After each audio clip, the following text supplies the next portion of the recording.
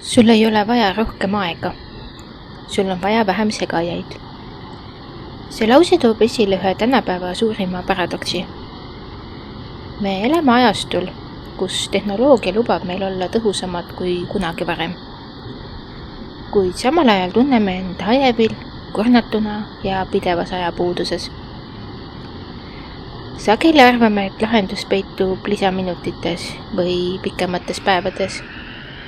Kuid tegelikult ei ole probleem aja puudumises, vaid selles, et meie tähelepanu on killustatud ja fookus ajunud.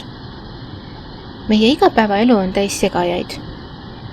Nutitelefonid, pidevad teavitused sotsiaalmeedias, e-kirjad, taustamüra ja ootamatud katkestused röövivad meie keskendumisvõimet. Iga kord, kui tähelepanu katkestatakse, kulub veidi aega, et end uuesti tööle häälestada.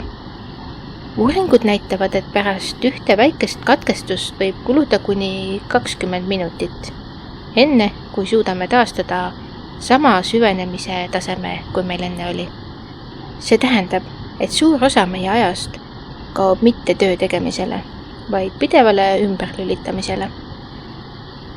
Pole siis ime, et tunneme, nagu päevad oleksid liiga lühikesed. Tegelikult ei ole küsimus ajas, vaid selles, kuidas me oma tähelepanu kasutame. Kui suudame vähendada segajaid, suureneb meie võime keskenduda ja süveneda. Süvenemine on see, mis võimaldab meil teha kvaliteetset tööd, õppida tõhusalt, luua midagi tähenduslikku või olla päriselt kohal. Nii vestlustes, loetud raamatus kui ka iseendas. Vähem segajaid ei tähenda igavust, vaid rohkem ruumi mõtlemiseks, loomiseks ja elamiseks.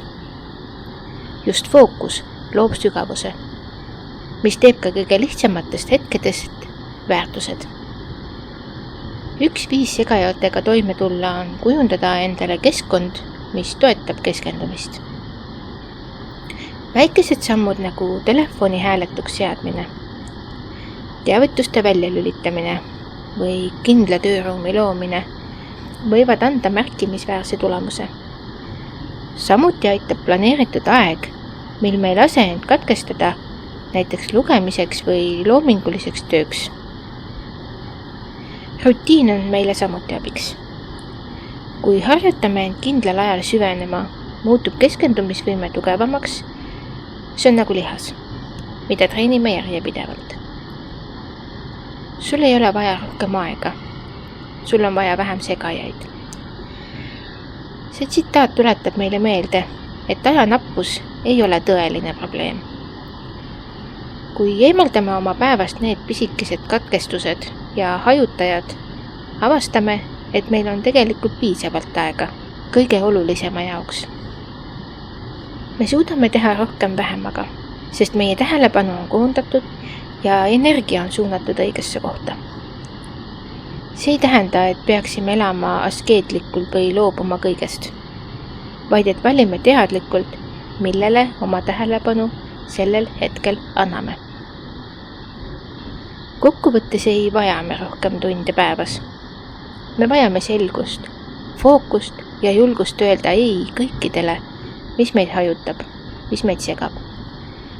Vähem segajaid tähendab rohkem tähendust, rohkem rahulolu ja rohkem aega sellele, mis on päriselt oluline. Aeg ei kao meie käest mitte sellepärast, et seda poleks, vaid seetõttu, et laseme tähelepanul pidevalt hajuda ja ennast segada. Kui suudame selle aja tagasi võtta, avastame, et tegelikult on meil juba olemas kõik see aeg, mida me päriselt vajame. Aitäh kuulamast ja järgmiste kohtumisteni!